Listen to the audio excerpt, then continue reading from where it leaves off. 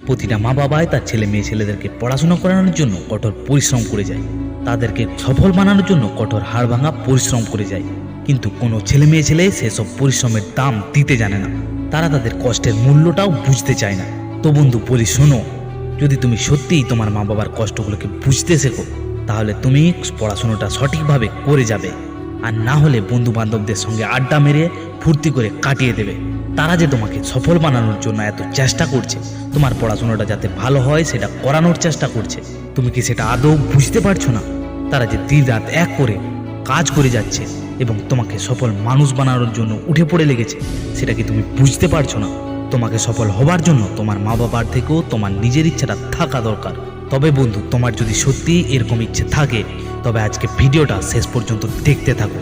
Motivate করতে পারবো কিনা সেটা জানি না, কিন্তু তোমার ধ্যান ধারণাকে বদলে দিতে পারবো। তাই না, স্কিপ করে ভিডিওটা অবশ্যই দেখো।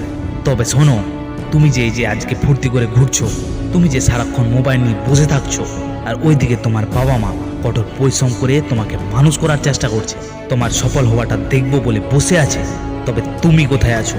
তুমি কি এগুলো দেখতে পাচ্ছ না?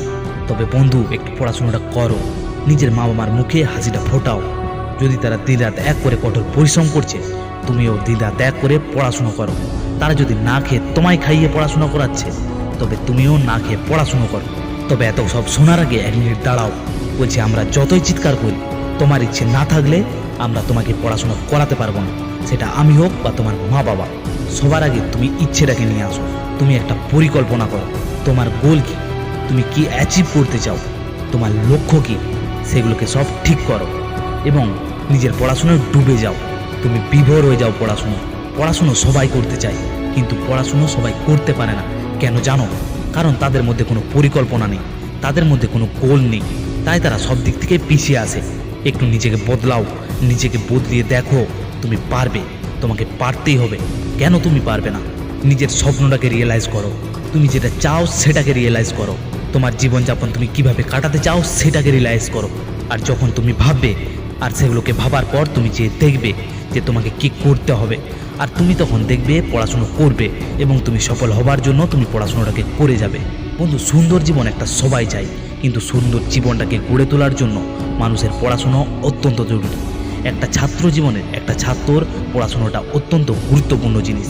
না হলে অনেকটা বছর পেরিয়ে যাবার পর তোমার ভুল ধারণাগুলো ভাঙবে।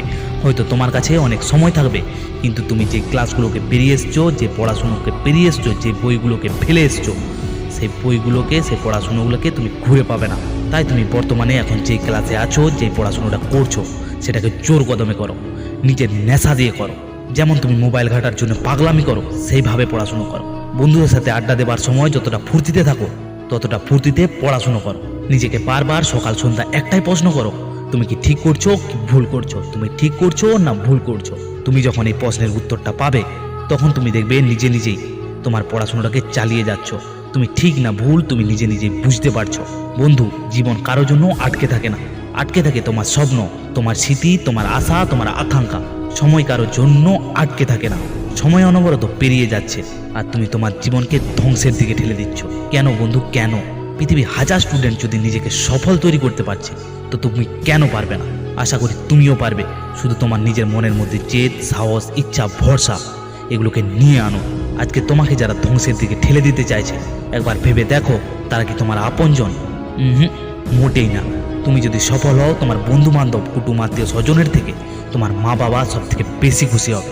তাই মা বাবার কথাগুলো মেনে চলো এবং নিজেকে সফল করে তোলো। নিজের জন্য না হোক, নিজের মা বাবার জন্য করো। প্রতিটা মা বাবাই তার সন্তানদেরকে পড়াশোনা করে সফল হোক, এটাই দেখতে চাই, আর তুমিও সেটা করে দেখাও। তবে বন্ধু, তুমি চলো তোমার সফলতার রাস্তায়। দেখা হবে পরের ভিডিওতে। ততক্ষণকে ভালো থাকো, সুস্থ থাকো, এই কামনা করি।